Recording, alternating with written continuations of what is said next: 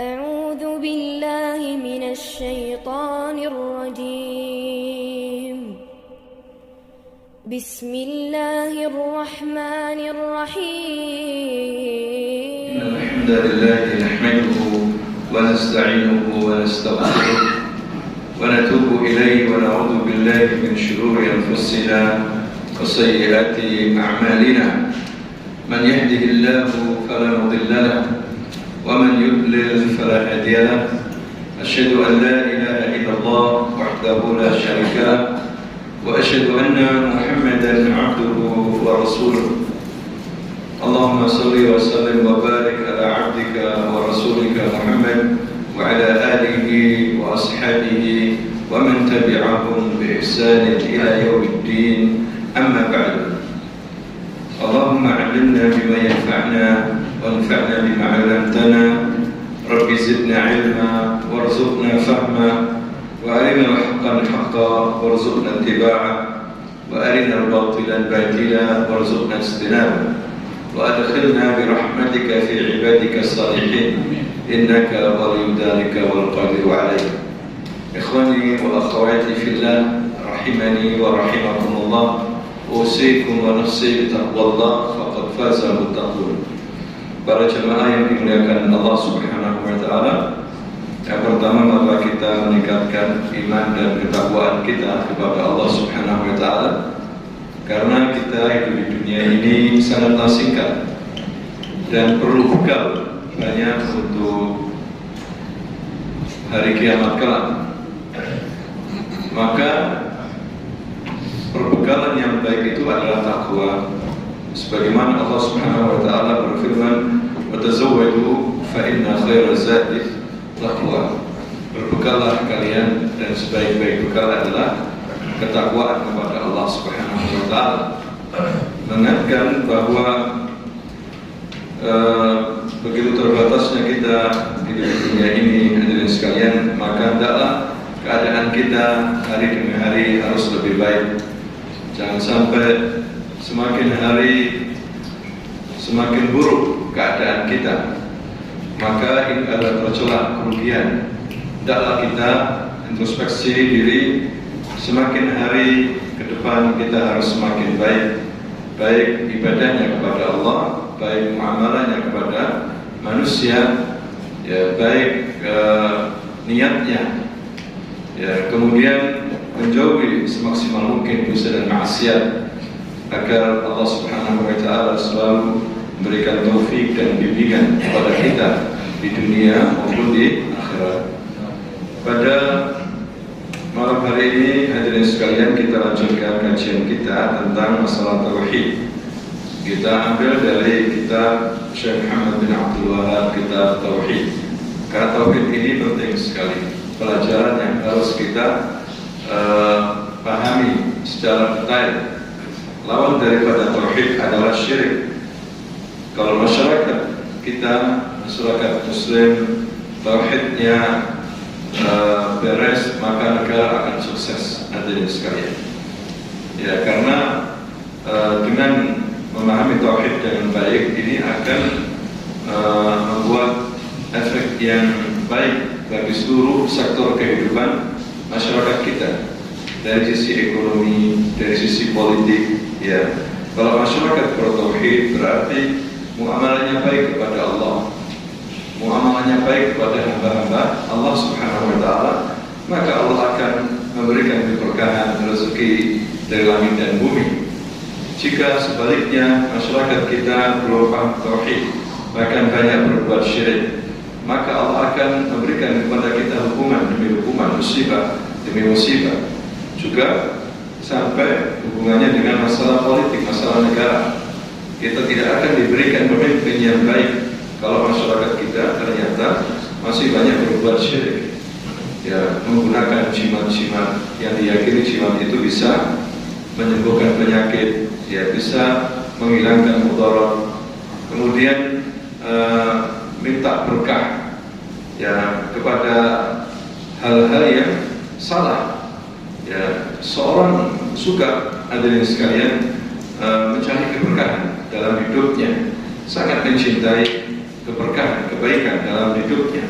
Tapi di sana ada tabarruk, mencari berkah yang dibolehkan, ada mencari berkah yang tidak dibolehkan. Ya, maka ini perlu belajar. Kita mencari berkah, datang ke masjid dengan melaksanakan ibadah, maka kita mendapatkan keberkahan dari Allah Subhanahu wa taala. Menghadiri majelis ilmu itu adalah keberkahan. Ya, kemudian melaksanakan ibadah-ibadah kewajiban, keberkahan. Membaca Al-Quran, keberkahan. Tapi bukanlah keberkahan mendatangi kuburan para wali, mengusap kuburan mereka, ya, minta sesuatu kepada mereka. Ini bukan keberkahan. Ini tidak diajarkan oleh Nabi. Bahkan cenderung menjurus kepada perbuatan syirik. Hadirin sekalian, ya, ini bahaya sekali. Apalagi niatnya meyakini bahwasanya mereka yang sudah meninggal dunia itu dari para tokoh atau wali mampu memberikan sesuatu, ya, menyembuhkan penyakit atau memberikan rezeki. Maka ini jelas ini merupakan syirik akbar. Ya, ini adalah macam-macam dari perbuatan syirik. Nah, masih ada kaitannya dengan hal ini. Pada kali ini kita akan membahas bab yang ke-10 dari kitab Tauhid, yaitu menyembelih binatang dengan niat untuk selain Allah Subhanahu wa taala. Kenapa Syekh Muhammad bin Abdul Wahab ini membuat judul seperti ini? Menyembelih binatang dengan niat untuk selain Allah. Karena inilah kebanyakan yang dilakukan oleh masyarakat dari dulu hingga sekarang ini. Dari dulu sebelum zamannya Nabi diutus, ya, sebelum Nabi diutus, bahkan ketika Nabi diutus, masyarakat Arab itu mereka menyembelih binatang. Menyembelih binatang ini bisa jadi untuk kurban, ya, mendekatkan diri kepada Allah, bisa jadi untuk satu hal hajat yang lain, tapi diniatkan untuk selain Allah. Misalnya untuk jin, untuk apa? Jin, agar jinnya itu tidak mengganggu. Mau mendirikan rumah, disembelih binatang, kepalanya ditanam agar jin tidak masuk. Mau meresmikan apa gitu, ya, proyek di gunung karena dibuat jalan, maka sebelumnya ditanam kepala kerbau misalnya, atau mengadakan apa istilahnya di masyarakat sekarang ini, larung, ya, atau ruatan. Kemudian di situ disembelih binatang dan dipersembahkan kepada penunggu sungai atau penunggu lautan, ya, pokoknya selain Allah Subhanahu wa taala. Maka tentunya hadirin sekalian, menyembelih binatang seperti ini hukumnya adalah syirik. Ya, ini terjadi di zaman Nabi, juga terjadi pada zaman kita sekarang ini. Walaupun masyarakat kita sudah masyarakat modern, tetapi dalam masalah tauhid lemah. Ya, ada sebagian dari mereka masih menyembelih binatang, ya, untuk selain Allah Subhanahu wa taala. Orang yang melakukan ini adalah non-muslim, orang Hindu misalnya, atau orang Buddha, maka itu adalah keyakinan mereka. Tapi menjadi masalah kalau yang melakukan adalah umat Islam. Ya, ini sangat disayangkan. Ya, Nabi tidak pernah mengajarkan seperti ini. Maka hendaklah kalau kita menyembelih binatang untuk Allah, makanya menyembelih binatang misalnya untuk kurban, untuk aqiqah, untuk membayar kafarah, ya, membayar haji dan umrah, ya, terutama haji tamattu dan haji kiran, ya, membayar haji itu apa? Menyembelih binatang, ya. Maka ini adalah ibadah yang besar di sisi Allah Subhanahu wa taala. Kalau niatnya karena Allah, ya, dan juga menyembelihnya dengan nama Allah Subhanahu wa taala, maka ini adalah ibadah yang sangat agung, bahkan disamakan dengan salat. Ya, sama Allah menyembelih binatang dzabah, ya, lillah, itu disamakan dengan salat. Selalu Allah Subhanahu wa taala beritahukan di dalam firman-Nya, misalnya seperti dalam surah Al-An'am ayat 162 163, Allah berfirman, "Qul inna sholati wa nusuki wa mahyaya wa mamati lillahi rabbil alamin." Katakan ya Muhammad kepada umatmu, qul, yakni qul li ummatika, inna salati wa nusuki wa mahyaya wa mamati lillahi rabbil alamin. Hendaklah keyakinanmu ya itu harus ya karena Allah, ya seperti salatku, ya seorang mengatakan salatku, wa nusuki yakni apa namanya itu sesembelihanku, wa mahyaya kehidupanku, wa mamati dan kematianku lillahi rabbil alamin, hanya untuk Allah subhanahu wa ta'ala, Rabb yang memelihara alam ini. Ya, hidup ini untuk Allah subhanahu wa ta'ala, la syarikalah, ya tidak ada sekutu bagi Allah subhanahu wa ta'ala. Ya, dalam hal ibadah tidak ada sekutu bagi Allah. Allah tidak mau seorang hamba beribadah kemudian di sisi lain menyekutukan Allah dengan selainnya, seperti orang-orang musyrikin menyekutukan Allah. Hadirin sekalian, walaupun mereka mengakui rububiyah Allah, mereka mengakui Allah sebagai pencipta, Allah yang mematikan, menghidupkan, Allah yang berikan rezeki, tapi mereka juga menyembah berhala-berhala selain Allah. Nah ini kemudian mereka dihukumi kafir, dihukumi musyrik. Ya, tidak ada manfaatnya sama sekali, walaupun mereka mengakui Allah sebagai Rabb, sebagai Rabbul Alamin. Tapi mereka menyembah berhala-berhala, terutama berhala-berhala terkenal saat itu seperti Latta wa Uzza wa Manata wa Hubal. Ya, Al-Latta itu diambil dari nama Allah sebetulnya semuanya. Al-Latta, tapi mereka menambahkan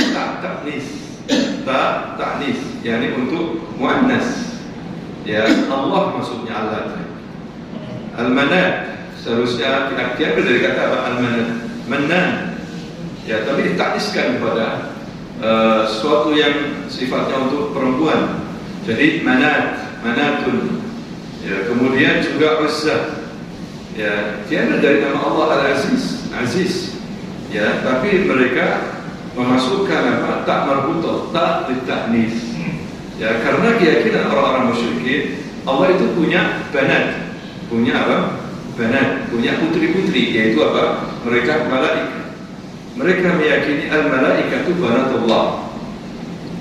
Malaikat apa? Putri-putri Allah subhanahu wa ta'ala. Padahal mereka tidak suka putri. Ya, apabila istri-istri mereka melahirkan anak perempuan, iswaddat wujuh, apa namanya, hitam wajah mereka, sangat pesimis sekali, menyesal, kemudian sedih karena dianggap wanita itu apa namanya tidak bisa berbuat apa-apa, tidak bisa diajak berperang, tidak bisa diajak berburu, ya seperti itu, sehingga punya anak perempuan di masa jahiliyah itu merasa hina. Ya, kemudian mereka membakar hidup-hidup anak-anak perempuan mereka. Wal mautatu su'ilat bi ayyi dhanbin qutilat wal mau'udah yani banatus sighar, banat sighar, yani putri-putri yang masih kecil, anak-anak bayi yang masih kecil itu dikubur hidup-hidup oleh masyarakat jahiliyah. Hadirin sekalian, karena mereka tidak suka dengan apa-apa. Tapi di sisi lain mereka punya keyakinan al-malaikatu banatullah. Malaikat-malaikat itu apa? Putri-putri Allah subhanahu wa ta'ala. Ta'ala Allahu amma yasifun. Maha suci Allah, maha tinggi Allah dari apa yang mereka sifatkan. Ini adalah suatu kekafiran. Ya, orang Yahudi mengatakan Uzair ibn Allah. Nabi Uzair adalah anak apa? Allah, anak laki-laki Allah. Orang Nasara mengatakan Isa ibn Allah. Nabi Isa adalah anak Tuhan, anak Allah. Ya, mereka juga sama sesatnya, hadirin sekalian. Ya, karena menyangka Allah itu punya anak, padahal kita disuruh oleh Allah untuk mengucapkan apa? Qul huwallahu ahad, Allah as-samad, lam yalid wa lam yulad wa lam yakul lahu kufuwan ahad. Ya, Allah tidak melahirkan, tidak dilahirkan, tidak punya anak. Ya, itulah Allah subhanahu wa ta'ala. Kembali kepada ayat ini, hadirin sekalian, di sini Allah memerintahkan nabinya untuk mengatakan kepada orang-orang musyrikin, ya, yang menyembah selain Allah dan menyembelih selain Allah subhanahu wa ta'ala, sungguhnya aku mengikhlaskan ya untuk Allah salatku, sembelihanku dan segala hal yang berupa keimanan dan amal saleh dan aku hidup dan mati di atas hal itu. Semua aku tujukan ya hanya kepada Allah semata, dan aku tidak menyekutukan Allah dengan suatu apapun. Bertolak belakang ya dengan sesuatu yang berbau kesyirikan yang kalian lakukan. Ini Nabi diperintahkan untuk mengatakan seperti itu kepada orang musyrik. Ya, tidak seperti kalian menyembelih selain Allah. Aku disuruh untuk menyembah Allah dan menyembelih hanya untuk apa? Allah Subhanahu wa taala. Jadi hadirin sekalian, ad-dabah atau an-nahr ya, menyembelih binatang ini ibadah besar sampai disandarkan dengan salat. Misalnya Allah berfirman, "Fasholli li rabbika wanhar." Maka dirikanlah salat untuk Tuhanmu dan sembelihlah kurban. Sembelihlah unta untuk kurban yang ditujukan kepada Allah Subhanahu wa taala. Karena ibadah kurban ini ibadah harta. Dalamnya mengandung ibadah harta. Orang beli hewan ya, mengeluarkan hartanya. Kemudian juga dia harus husnudzan kepada Allah. Jika dia sembelih, dia niatkan taqarrub ila Allah, mendekatkan diri kepada Allah, sembelih ini untuk kurban ya, maka berpahala dan merupakan apa? Ibadah besar, dan dia menyangka baik kepada Allah Subhanahu wa taala yang akan memberikan pahala dengan kurbannya itu. Sedangkan salat ya ibadah fisik. Kalau kurban ibadah harta, salat ibadah apa? Fisik. Seorang harus berdiri, harus rukuk, harus sujud dengan khusyuk lillah. Ya, inna salati yani lillah wa nusuki wa mahyaya wa mamati lillahi rabbil alamin. Ya, maka di sini wajibnya ikhlas karena Allah. Lawan daripada ikhlas adalah syirik. Ketika seorang menyembelih ditujukan kepada selain Allah Subhanahu wa taala. Ibadah menyembelih ini ada dua hal yang penting. Yang pertama tasmiyah, yaitu menyembelih harus membaca bismillah. Bismillah, Allahu Akbar. Kalau orang menyembelih tanpa bismillah, maka tidak sah, tidak boleh dimakan makanan. Ya, makanya harus membaca apa? Bismillah, Allahu Akbar. Allahu Akbar dalam masalah. Kemudian yang kedua adalah al-qasdu atau an-niyah. Ya, ditujukan untuk apa? Niatnya untuk apa sembelihan itu? Walaupun membaca bismillah, tapi tujuannya untuk jin, untuk memberikan makanan kepada jin. Ya, maka ini juga tidak boleh. Ya, niatnya karena Allah Subhanahu wa taala, misalnya untuk berkurban, untuk akikah, untuk yang diajarkan oleh Nabi, maka ini adalah berpahala hadirin sekalian. Ada juga menyembelih binatang bukan untuk ibadah secara langsung. Misalnya menyembelih binatang untuk menghormati tamu. Boleh nggak seperti ini? Boleh. Ya, menghormati tamu termasuk akhlak yang baik, yang dipuji oleh Allah Subhanahu wa taala. Namun demikian sembelihannya harus dengan menyebut nama Allah Subhanahu wa taala. Walaupun untuk makan-makan, ya, untuk makan-makan untuk orang banyak agar makan, maka tidak ada masalah. Asalkan menyembelihnya harus karena Allah Subhanahu wa taala menyebut nama Allah, dan penyembelihannya harus sesuai dengan cara yang dilaksanakan oleh Nabi. Disembelih ya sampai urat nantinya itu putus. Ya, bukan dengan cara misalnya ditusuk atau ditusuk melalui arah belakangnya, atau langsung dimasukkan ke wajan atau air panas. Nah, ini tetap sembelihan yang tidak diajarkan oleh Rasulullah SAW. Maka ini menjadi bangkai hadirin sekalian. Jadi dalam masalah ini betul-betul diperhatikan oleh Islam. Ya, sampai masalah menyembelih, maka tidak boleh sembarangan ketika orang itu menyembelih. Dia harus khusyuk, harus menyebut nama Allah, niatnya juga ditujukan untuk Allah semata. Ya, masalah menyembelih ini bisa menjadi masalah besar, masalah surga dan neraka hadirin sekalian. Kalau salah niat, ya untuk apa sembelihan itu? Seperti diriwayatkan di sini oleh Imam Ahmad, ada riwayat waktu itu Rasulullah menceritakan, dakhala al-jannah rajulun fi dhubab, seseorang masuk surga karena lalat. Ya, wa dakhala an-nar rajulun fi dhubab. Begitu juga orang yang lain yang masuk neraka karena lalat. Bayangkan, Karena lalat suatu binatang yang sangat diremehkan oleh orang, ya, binatang kecil, tapi membuat seseorang itu bisa masuk surga, bisa masuk neraka. Ya, qalu kaifa dzalika ya Rasulullah. Mereka bertanya, bagaimana itu terjadi ya Rasulullah? Qala marra rajulani ala qaumin lahum sanam. Ada dua orang berjalan bepergian melintasi suatu kampung, yang dimana kampung itu mereka menyembah berhala sanam. La yajuzu ahad hatta yuqarriba lahu syai'an. Tidak boleh seseorang melintasi kampung itu sampai dia harus berkurban sesuatu untuk sonam. Ya, qalu li ahadihima qarrib. Mereka mengatakan kepada salah satu dari dua orang itu, yaitu berkurbanlah kamu. Ya, mendekatkan diri kepada Allah dengan berkurban. Qala laisa 'indi syai' uqarrib. Aku tidak punya apa-apa yang bisa aku kurbankan. Qalu lahu qarrib walau tubaban. Ya sudah, kalau begitu berkurbanlah walaupun kamu ambil lalat. Kamu bunuh lalat, kamu kurbankan untuk patung itu. Ya, kemudian faqarraba dzubaban. Maka dia berkurban dengan lalat. Fadakhala an-nar. Maka Allah langsung menghukumi dia masuk neraka. Hadirin sekalian. Fakhallu sabilahu. Kemudian dia diizinkan untuk berlalu melintasi kampung tersebut, tapi dia masuk neraka. Wa qalu li akhar. Kemudian mereka mengatakan kepada yang kedua itu,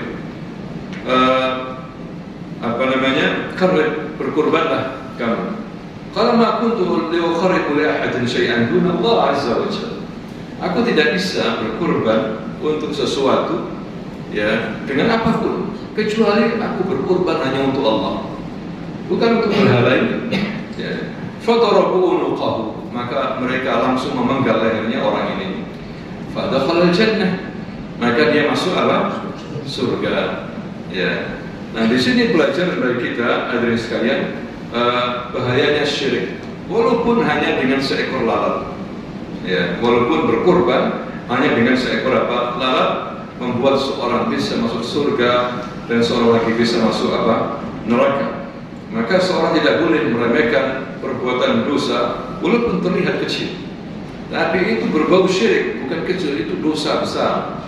Ya, misalnya menyembelih. Maka di sini perlu negara, sekalian perhatikan orang-orang yang menyembelih hewan-hewan yang akan dijual belikan, ya, di pasar. Ya, hendaklah menyembelih dengan cara Islami. Mengingat masyarakat kita mayoritas Islam. Terkadang kita asal beli, kan. Kita nggak tahu bagaimana sembelih. Kadang mereka menyembelih dengan ngobrol, tidak baca Bismillah, karena banyaknya begitu asal menyembelih saja. Ya. Atau mereka punya keyakinan menyembelih cukup dengan satu ucapan saja, walaupun jumlahnya itu misalnya 1000 ayat. Ya, kalau setiap ini capek, kata 1000 saja. Satu saja, tapi untuk 1000 misalnya. Nah, ini bagaimana hukum seperti ini? Ya, atau di beberapa negara, sekali misalnya ini 100 ayam, ya, pakai mesin, sembelihnya itu langsung mati semuanya dalam satu waktu.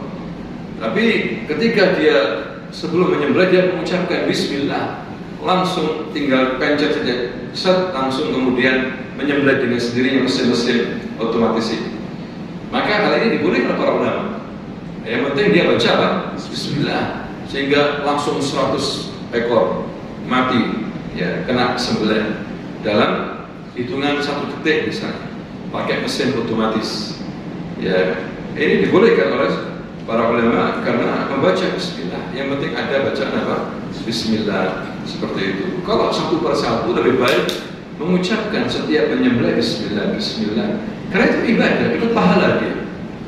Ya, sama seperti sholat, disamakan seperti sholat. Ya. Khawatir kalau dia tidak membaca Bismillah, maka jadi bangkai binatang. Ya, sedangkan masyarakat sekarang tidak seperti dulu. Langsung yang penting beli aja di pasar, 2 kilo, 3 kilo, nggak tahu itu. Ya, kan? Ya husnudon saja, husnudon. Apakah ini halal? Ya halal. Ini disunnah dengan cara Islami. Alhamdulillah. Kadang-kadang kita perlu bertanya seperti itu. hadirin sekalian, agar yang menyembelih ini perhatian, ini untuk kemaslahatan umat Islam, harus diperhatikan tempat-tempat apa penyembelihan binatang. Nah, kemudian penulis di sini membawakan hadis Nabi riwayat Muslim, ya, dari Ali bin Abi Thalib radhiyallahu anhu. Ali adalah seorang khalifah, disepakati oleh umat Islam setelah wafatnya siapa? Utsman bin Affan, dan dia termasuk ahli bait utama, dan dia adalah sepupu Nabi sekaligus menjadi mantunya Nabi, ya, termasuk dua cucu Nabi yang merupakan pemimpin para pemuda surga, Hasan dan Husain. Ya, Ali adalah ayahnya Hasan dan Husain. Ali ini menikah dengan Fatimah, mempunyai 5 anak, termasuk Hasan dan Husain. Ada Muhsin, ada Ummi Kulsum. Setelah wafatnya Fatimah, Ali menikah dengan banyak perempuan, mempunyai sekitar 29 anak. Ya, banyak sekali anaknya Ali bin Abi Thalib. Termasuk salah satu putranya ini ahli fiqh, ulama ahli fiqh, dijuluki dengan Muhammad Al-Hanafiyah. Karena Ali menikah dengan seorang wanita dari Bani Hanifah, daerah Riyadh, Najd sana. Ya, punya anak namanya Muhammad bin Ali. Tapi karena dia ahli fiqh dan lebih cenderung untuk hidup di kampung ibunya sendiri di daerah sana, Bani Hanifah, sehingga dikatakan Al-Hanafiyah, Muhammad Al-Hanafiyah. Kalau kita baca kitab-kitab besar, kitab-kitab fikih, kitab klasik, itu sering ditulis oleh ulama pendapat dia. Ya, qala Muhammad Al-Hanafiyah, kada wa kada wa kada, pendapatnya masalah fikih adalah Muhammad bin Ali. Ya, Muhammad bin Ali. Mungkin yang kita kenal Hasan dan Husain saja. Ali punya anak banyak, hadirin sekalian. Ya, di sini Ali mengatakan, haddatsani Rasulullah sallallahu alaihi wasallam bi 4 kalimat. Nabi waktu itu menuturkan kepadaku 4 kalimat, ya, 4 hal penting. Pertama, la'anallahu man dhabaha li ghairillah. Allah melaknat orang yang menyembelih untuk selain Allah, diperuntukkan kepada selain Allah Subhanahu wa taala. Ya, kemudian yang kedua, la'anallahu man la'ana walidayh. Allah melaknat orang yang melaknat kedua orang tuanya. Ya, karena benci sama orang tuanya sampai melaknat. Ya, ini suatu pelanggaran berat, ya, anak yang durhaka kepada kedua orang tuanya. Kemudian yang ketiga, la'anallahu man awa muhdisan. Allah melaknat orang yang melindungi kejahatan. Ya, melindungi apa? Kejahatan. Termasuk diantaranya adalah melindungi orang yang berbuat bid'ah, orang yang berbuat syirik, dilindungi, dibela habis-habisan. Padahal ini adalah suatu keburukan, maka disamakan dia ridho dengan keburukan itu, ridho dengan suatu dosa, sehingga dia melindungi. Maka orang seperti ini dilaknat oleh Allah Subhanahu wa taala. Kemudian berikutnya, la'anallahu man ghayyara manar al-ardh. Allah melaknat orang yang merubah batasan tanah, ya, atau tanda tanah, dirubah. Padahal sudah disepakati batasan tanah, tanda tanah, kemudian dirubah, apalagi diakui. Ini termasuk orang yang dilaknat oleh Allah Subhanahu wa taala. Hadirin sekalian, 4 hal, tapi fokus kita yaitu Allah melaknat orang yang menyembelih karena Allah Subhanahu, selain Allah Subhanahu wa taala. Ya, maka ini termasuk kesyirikan. Ya, bahkan syirik apa? Akbar. Ya, syirik akbar, karena dia digunakan untuk selain Allah, untuk jin, untuk penunggu apa gitu ya, lautan, penunggu penunggu sungai supaya tidak banjir, supaya tidak bahaya. Dewi Sri atau Dewi apa padi apa itu ya. Biasanya ada cerita-cerita di masyarakat kita, ya, supaya panennya sukses, ya, supaya panennya apa sukses, maka perlu disembelih. Atau dari dukun mengatakan, ya sudah, kalau begitu besok bawa ya 3 ayam hitam yang sudah disembelih, kan gitu ya. Jadi nyembelihnya itu karena perintah dukun untuk jinnya maksudnya. Hadirin sekalian. Nah, ini termasuk apa? Kesyirikan. Atau untuk meresmikan sesuatu proyek-proyek besar, proyek jembatan, agar jembatan ini tidak bahaya, tidak rubuh, maka disembelihlah hewan apa? kurban, ya, dikurbankan 3 kepala sapi yang hitam misalnya, seperti itu. Atau buka desa, istilahnya dulu itu apa? Buka desa, ya, disembelih 4 kepala kerbau, nanti dikubur di pojok-pojok sebelah barat, sebelah timur, utara, ya, selatan, pokoknya 4, supaya desa dikelilingi oleh kebaikan misalnya. Nah, ini adalah salah satu ajaran, bukan ajaran Islam, ajaran Hindu. Sekali lagi, kalau orang-orang Hindu yang melaksanakan, orang-orang selain Islam, maka itu bukan urusan kita, karena keyakinan agama mereka seperti itu. Tapi kalau orang Muslim tidak ada keyakinan seperti itu, tidak boleh.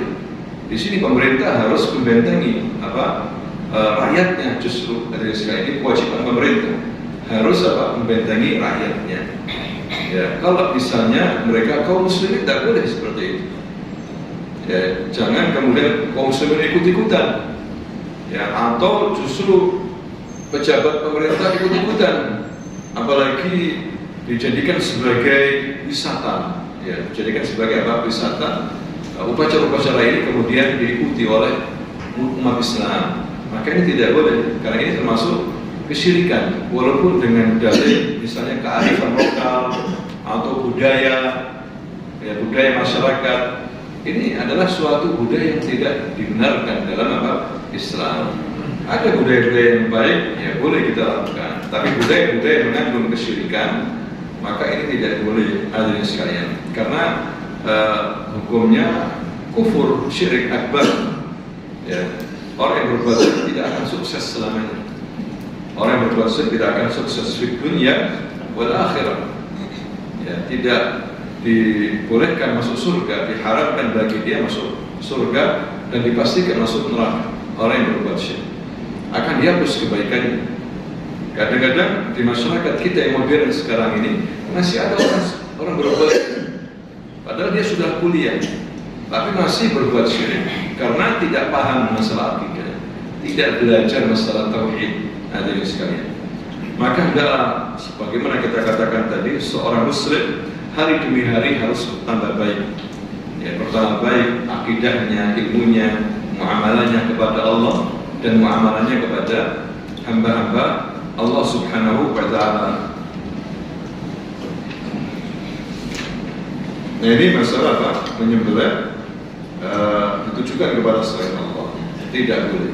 Ya, hukumnya secara ringkas tidak boleh. Kemudian di sini Syekh mengatakan lagi menyembelih binatang karena Allah tidak boleh dilakukan di tempat yang digunakan untuk menyembelih binatang untuk selain Allah. Misalnya kita menyembelih binatang betul karena Allah untuk korban, tapi di tempat yang biasanya orang-orang Hindu atau selain Islam menyembelih binatang ditujukan untuk selain Allah, maka ini tidak boleh juga. Ya, tidak boleh. Katanya Syekh di sini, lantaran tempat itu digunakan orang-orang musyrik untuk penyembelihan kurban untuk tuhan-tuhan mereka.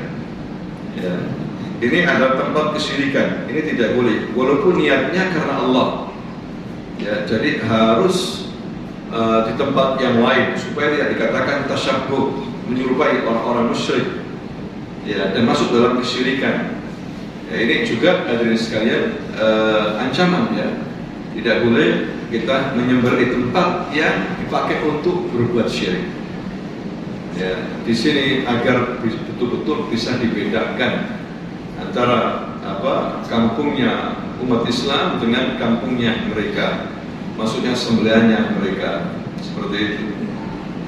Dikatakan di sini oleh Allah di dalam surah At-Taubah ayat 107-108, "Walladzina takhadhu masjidan dhiraran wa kufra wa tafriqan bainal mu'minina wa irsadan liman harama Allah wa rasulahu min qabl wa la yahlifunna in aradna illa al-husna wallahu yashhadu innahum lakathibun la takum fihi abada lamasjidun ussisa 'ala at-taqwa min awwal yawmin ahaqqu an taquma fihi rijalun yuhibbuna an yatatahharu wallahu yuhibbul mutatahhirin." Artinya, dan di antara orang-orang munafik itu ada yang mendirikan masjid untuk menimbulkan bencana pada orang-orang beriman, untuk kekafiran dan untuk memecah belah di antara orang-orang beriman, serta menunggu kedatangan orang-orang yang telah memerangi Allah dan Rasul-Nya sejak dahulu. Mereka dengan pasti bersumpah, kami hanya mengendaki kebaikan, dan Allah menjadi saksi bahwa mereka itu pendusta dalam sumpahnya. Janganlah engkau melaksanakan sholat dalam masjid itu selama-lamanya. Sungguh masjid yang didirikan atas dasar takwa sejak hari pertama adalah lebih pantas engkau melaksanakan sholat dalamnya. Di dalamnya ada orang-orang yang ingin membersihkan diri. Allah menyukai orang-orang yang bersih, selalu membersihkan diri. Ya, maksudnya di sini Syekh Abdul Wahab membawakan dalil hadis dulu di zaman Nabi itu ada masjid Dirar. Masjid Dirar itu yang membahayakan, berbahaya dan membahayakan. Ulah daripada orang-orang munafik. Ya, ingin menyaingi masjid Nabi. Ya, mereka membuat masjid Dirar. Mereka berdalih ini untuk salat. Ya, orang-orang yang kedinginan, pada musim dingin boleh istirahat sholat di situ. Orang-orang yang memang butuh sholat, ya, selain Masjid Nabawi, mereka bisa sholat di situ. Maka pada dasarnya adalah untuk mengadu domba maksudnya. Mereka ingin agar ketika ada umat Islam yang masuk situ, mereka provokasi, ya, untuk mengadu domba umat Islam, untuk memfitnah Nabi, memfitnah orang-orang Islam. Tujuannya itu. Tapi mereka sembunyikan awalnya niat mereka itu, dan mereka tunjukkan bahwa ini masjid untuk sholat, ya, untuk istirahat. Maka Nabi asalnya setuju dengan itu. Tapi Nabi waktu itu ingin berangkat perang. Nabi mengatakan saya tidak punya waktu, ya, untuk melihat dan mendatangi masjid, untuk meresmikan masjid itu. Nah, karena saya mau berangkat, ya, mau berangkat perang. Ya, nanti saja kalau saya datang, dan saya setuju, ya, bangun masjid, siapa yang melarang? Nabi mengatakan begitu. Tapi nanti kalau saya resmikan nanti. Jadi mereka ingin memanggil Nabi sebagai apa? Sebagai rekomendasi bahwa Nabi menyetujui seperti itu. Nah, tujuannya mereka seperti itu. Tapi Nabi belum datang. Nah, ketika selepas perang selesai, Nabi pulang. Di tengah perjalanan, Nabi diberitahu oleh malaikat Jibril, utusan Allah SWT, agar Nabi jangan masuk Madinah dulu, kecuali menghancurkan apa? Masjid itu. Ya, dan mereka menyambut Nabi dari luar, beritahu bahwa Nabi sudah datang. Mereka mendatangi Nabi. Ayo ya Rasulullah, mari ke masjid kita yang baru kita bangun. Maka Nabi tidak mau, ya, kemudian mengirim pasukan agar menghancurkan apa? Masjid itu. Maka Nabi mengirim pasukan, dan pasukan itu langsung menuju masjid itu dan menghancurkan. Baru setelah itu dapat laporan masjid itu sudah hancur, Nabi baru masuk Madinah. Mereka kaget, ternyata menghancurkan masjid. Kenapa? Nah, turun ayat ini bahwa itu masjid Dirar, bukan niatnya untuk ibadah kepada Allah, tapi untuk kekafiran, memecah belah. Ya, Syekh menghubungkan dengan orang yang menyembelih binatang, tapi disembelih di tempat penyembelihannya orang-orang musyrik. Ini tidak boleh. Ya, sama dengan orang sholat tapi di masjid apa? Dirar. Ya, tidak boleh. Ya, inilah hadirin sekalian. Maka para ulama harus mengatakan harus menyembelih di tempat lain, ya, yang khusus untuk penyembelihan umat Islam. Tidak boleh tempat penyembelihannya orang-orang musyrik, ya, karena mereka itu najis, kotor, ya, khawatir nanti mendukung kebatilan, mendukung kemaksiatan mereka, ya, menjauhi tempat-tempat fitnah tersebut. Sampai seperti itu usaha-usaha seorang muslim jangan sampai terlibat dalam kesyirikan, ya, dan kita harus waspada dalam orang-orang munafik, dalam provokasi. Gak apa-apa, itu hanya biasa, ya. Kita harus toleransi, gak apa-apa, ya, sholat duhur tapi di gereja misalnya, ya, sholat Jumat tapi di gereja. Ini kan toleransi, gak apa-apa. Semuanya ya ibadah, ya, masalah tempat gak ada masalah, tidak harus dipisahkan. Ya, jawabannya harus dipisahkan. Nah, inilah disebut tauhid. Kalau orang nggak ngerti tauhid, ya orang liberal seperti itu. Mereka ngerti masalah fikih saja. tapi nggak belajar tauhid, ngawur akhirnya. Ya, sehingga muncul sholat Jumat di gereja. Yang imam perempuan lagi, yang khutbah perempuan. Ya. Nah ini cara beragama yang salah, tidak sesuai dengan ajaran Rasulullah Shallallahu Alaihi Wasallam. Kemudian di sini ada dasar dari sekalian dari Thabit bin Ad-Dhahhak radhiyallahu anhu bahwasanya dia pernah berkata, seseorang bernazar akan menyembelih seekor unta di Buana. Ya, dia apa? Buana. Buana adalah suatu tempat di sebelah selatan kota Mekah sebelum Yalamlam. Ya, ia berupa anak bukit setelah daerah Yanbu'. Orang itu pun bertanya kepada Rasulullah, maka Rasul bersabda, "Hal kana fiha wasan min awsan al-jahiliyah yu'bad?" Apakah di Buana itu ada wasan, ada sonam, ada berhala dari berhala-berhala jahiliyah yang pernah disembah? Qalu la. Mereka mengatakan tidak. Qala fa hal kana fiha idun min a'yadihim? Apakah di tempat itu pernah diadakan Id, hari rayanya mereka? Hari rayanya orang-orang kafir musyrik?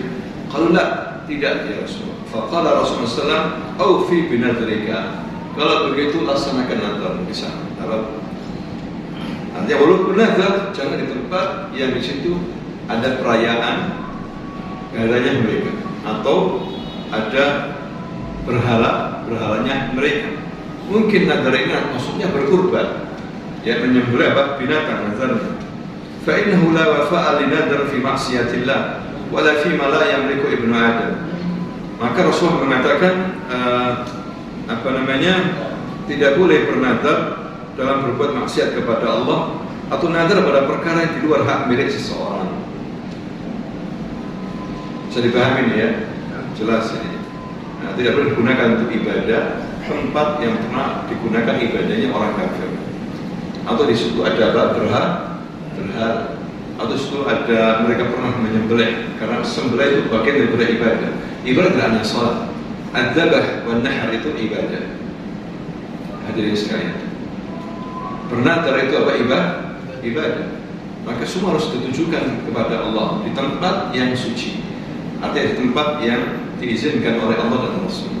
Wallahu ta'ala a'lam bis-shawab. Subhanakallahumma wa bihamdika asyhadu an la ilaha illa anta astaghfiruka wa atubu ilaik. Assalamualaikum warahmatullahi wabarakatuh.